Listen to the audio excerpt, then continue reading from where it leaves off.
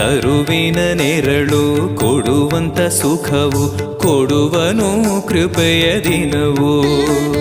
ಸ್ಥಿರ ಇರುವ ಮನ ಎನಗಿರಲಿ ಶರಣಾಗತಿ ಎಂದು ಬರಲಿ. ಭಗವಂತನ ಪ್ರಿಯ ಮಗನಿವನ ಸಾರಿ ಬದುಕು ಇರಲಿ.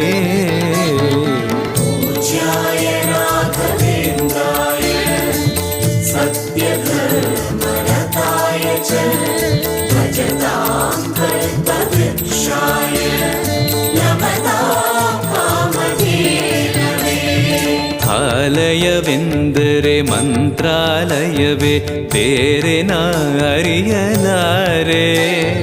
ರಾಜನು ಎಂದರೆ ಶ್ರೀ ಗುರುರಾಜನೇ ಮತ್ತು ನಾ ತಿಳಿಯಲಾರೆ. ಆಲಯವೆಂದರೆ